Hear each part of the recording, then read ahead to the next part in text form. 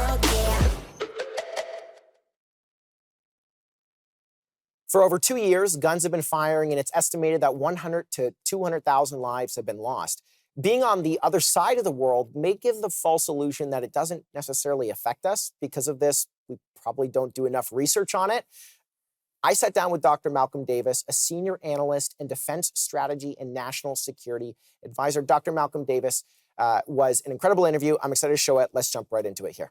Can you kind of give me a breakdown as to what happened initially? Putin has decided and he wants to reestablish Russia as a dominant power in Europe, and he's starting with Ukraine. Did President Putin not know that the West would take as much responsibility in helping Ukraine as what they have? I think he was surprised because if you look back in history, this war actually began in 2014 when Russia invaded Crimea. And the West did nothing. He's been surprised by how strong NATO has responded, and I think that has set him back a bit.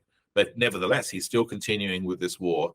And importantly, he still continues to make threats to use nuclear weapons in this war. Prior to the invasion of Ukraine, he was asking for NATO to essentially withdraw from Eastern Europe, including states such as Poland, the Baltic states, Hungary, and so forth. NATO is not the aggressor here. Russia is the aggressor. In terms of the relationship that North America has had with Russia up until this point, do you feel that after this, there's any sort of recovery? I don't see any possibility of a rapprochement. Putin is in what's known as a no-limits partnership with China's Xi Jinping.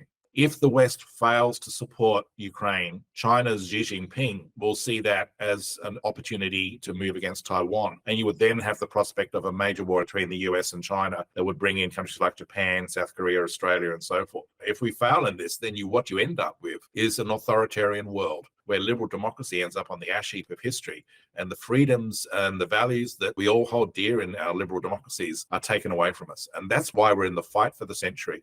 Doctor, thank you so much for joining us. I appreciate it. Thank you.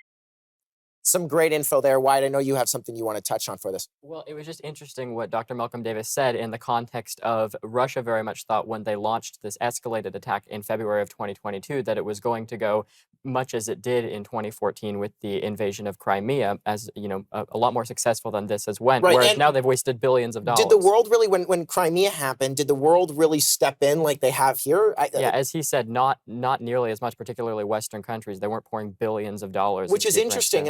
It's actually fascinating that Putin, I guess, yeah, he would be surprised because we didn't do too much with Crimea, but here we are stepping in. Dmytro, I want to talk to you a little bit about Canada's role in this. We don't have exact numbers and whatnot, but I've heard numbers like $12.5 billion have been given to Ukraine in aid from Canada, as well as tens of billions, hundreds of billions from other countries on top of that. What role does Canada have to play in this war in supporting Ukraine? So the new updated number is $19.5 billion in humanitarian aid and in military aid.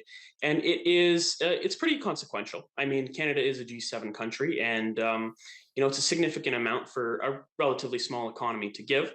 But I mean, there's always more that could be done to help support our allies and help support Ukraine. And so the government needs to, I think, step up and continue to deliver more aid for them.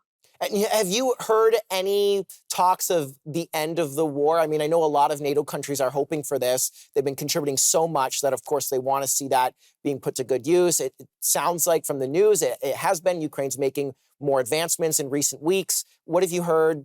Anything about the end?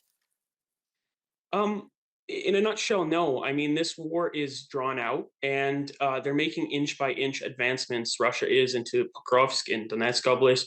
Ukraine is into Kursk Oblast, Russia's Kursk Oblast, the first invasion into Russia since the Second World War. So it's tit for tat. They're trading blows, and we've had a peace summit in July.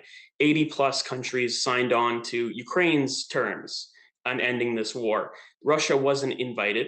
Now Ukraine wants to invite Russia to a second peace summit, likely to be held either in India or the Middle East.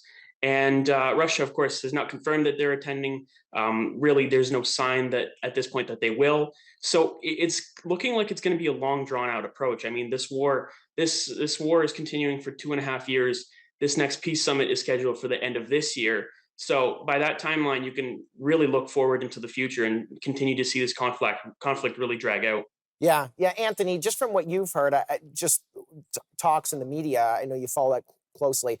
What have you heard in regards to the end of the war? I mean, I know that there were some talks of a negotiation, but do you actually see this thing ending with a Ukrainian win or a Russian win, or is there going to be a happy medium real quick? I think it's going to just carry on for quite a bit. I think we have a lot of time here. I don't know wars end quickly, and I think that this is going to be drawn out a lot longer than a lot of people think. Well, we'll talk about it a little bit further. Stay tuned, and we'll be right back.